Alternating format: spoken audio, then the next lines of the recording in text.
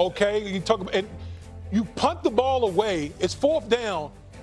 They hadn't been stopping Josh Allen out there. Give the ball to Lamar Jackson or Josh Derrick Allen like he's Patrick Mahomes. Yeah, like Absolutely. it doesn't make any sense. Like, okay, this is great tackle by Buffalo right here. You got fourth and short. I'm not punting that ball to Josh Allen.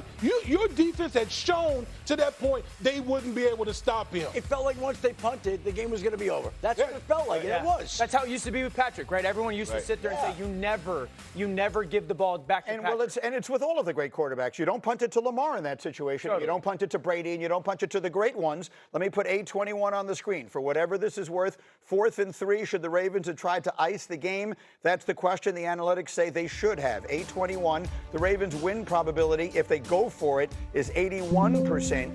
It drops to 73% by punting the ball away. Now, it's obviously easy to sit here after it went the way it went and say they made the wrong decision, but the analytics suggest they should have gone for it. As Hembo points out, though, no team has gone for it on fourth down less frequently than the Ravens across the last 3 seasons. Really? That's what they do. And you would think with Derrick Henry, with Lamar Jackson, they would go for it. One play. They needed one play and a few yards with Lamar Jackson and Derrick Henry when they were gashing them throughout the course of the night, and they decided to punt.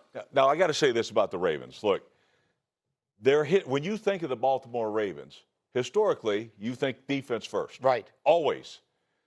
They still have that mentality. And the defense is not stepping up for them. That's one of the things. I'm just telling you, though. Where was the pass rush? That is interesting. That's it. But what he's saying is maybe to some degree they coach like they have that great defense with Ray Lewis and Ed Reed. And the reality is the strength of their team is now their offense and their quarterback. Exactly. I'll leave that there for the minute. We have much more to say about that game. And it was by no means, it was just the nightcap of a sensational Sunday. Micah was meaningful as Green Bay packs a Parsons punch. Did yesterday prove that they are the kings of the North? Spoiler alert, the answer is yes. Plus, the Steelers steal one as Mr. Rogers returns to the neighborhood and exacts revenge. We've got you covered from every possible direction. It's a Monday on Get Up on ESPN.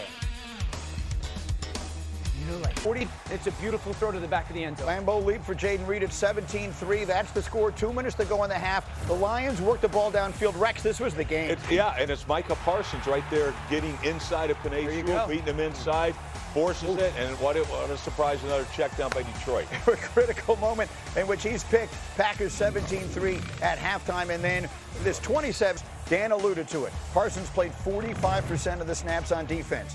In that time he was on the field, they had 3 sacks. Jared Goff forced his own turnover. They allowed 2.4 yards per play. His impact clearly felt. Here's what he had to say about his Packers debut. I'm telling you, like, these last 6 months was super draining, super toxic for everyone. I mean, it's something that, I don't think no player should have to go through. I think players' fate should be decided earlier. I think the fact that I was traded a week before the season, it was really outrageous and rough. The trade is done. We got to win. We're 1-0. Now I'm around some really great guys, a really great organization, a really great fan base, and a really great football team. So now we can put all the nonsense beside. Indeed they can. T-Wood? At some point. Give me one word to describe Green Bay yesterday. Juice, man. Like it was everywhere. I mean, just look. All you got to do is look at the energy in which Michael Parsons was playing in that game, and it was infectious all throughout the defense. The offense complemented the defense as well. Man, Lambeau Field was just jumping. You're saying juice yesterday. If they didn't have juice on opening day at Lambeau Field against the Lions with Micah Parsons, Washington Commanders, Jaden Daniels, more juice. And, by the way, there's the opportunity to jump out to that 2-0 start to be even more juice. So there's a lot of juice going on in Green Bay right now. The question on the screen was, what statement did the Packers make? We all think, or many think, that's the best division in football. Did they prove they're the team to beat in the North yesterday? Absolutely did, and I'm going to tell you why. Because Detroit clearly, the questions we had about Detroit all offseason, how are they going to replace Ben Johnson?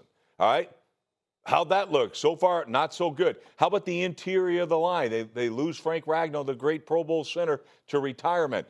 They looked awful. They couldn't block anybody yesterday. So to me, the two biggest questions you had in the offseason, you still got those questions. Yeah, so Detroit's perspective, I didn't see one play that I felt advantage was created for the offense.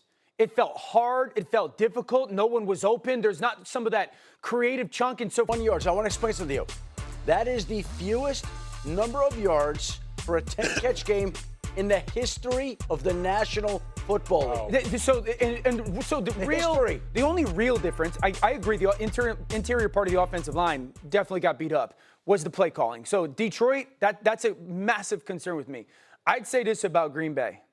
When I cut on that tape last night, watching that defense felt like I was watching the Eagles' defense of last year. The Eagles' defense of last year, the standout stuff was they ran to the football like hyenas. You watch the end of the play, and there'd be 6, 7, 8 jerseys of the Green Bay Packers at the football. And if they play defense like... Great game by Green Bay without question, all right? Detroit, can they come back from this? That's the real concern, because next week you're playing Baltimore. Right. At Baltimore, and Baltimore's coming off a loss. That ain't going to happen, all right? The thing that gets me with Detroit is one play, I said, oh, that offense looks familiar. All right, here it is right here. So I'm going to show you this. It's a check down Charlie. Yeah. That is a major concern to me. And by the way, that's the one time they ran hard play action. That was the one play. I don't get it. That's the one play that an advantage was gained. Other than that, they never had the defense on its heels. They never felt like they were a step ahead of the defense. It felt like Jeff Hafley, the defensive coordinator for Green Bay, was a step ahead of them and constantly dictating to Detroit, and instead of what Detroit has constantly done in the last 3 seasons. And just think about Green Bay's defense when it had Micah Parsons on the field for less than 50% of the snaps yesterday. They're working him in. And this is a defense yesterday, the Packers defense, that going in felt like it was down a player and a half because they lost Kenny Clark and they had only half of Micah Parsons. So they felt like they were shorthanded yesterday. And it's a defense that should get better as this. Lucas Van Ness was great for them. They moved him inside. And I agree, because you saw sprinkles of some simulated pressures and coverage change. That's a great coverage change by Hafley. Let me quickly ask you about Jordan Love. Yeah. Obviously, he had his great moments. Yeah. There was that sequence. He basically threw interceptions on back-to-back balls. One was dropped, one was called back on a penalty. But that has been the question mark about Love, is his propensity to turn the ball over. How did you feel about him yesterday? I thought Jordan played great. Yes, there's that 2 plays of back-to-back stuff, one that gets dropped and the other one where it's a bang-bang. Greeny, you can't rein this young man in this year. Like, you want him to be ultra aggressive with the football and constantly trusting himself. That's a ridiculous play by Brian Branch. Ridiculous how good of a throw that is. And so I thought he was clean with the football. I thought he was very fast operating. I don't think if you're Matt LaFleur, you're harping on Jordan Love. Well, to me, the question has never been about this guy's ability to spin the ball. Like, it's phenomenal. Is he going to be reckless with the ball? That's the question. And we saw it again. I have to leave it there. Not on that last one, just a great play by Branch. Right. But the other one, he doesn't need to. Yeah. He gets that out of his game, then you might.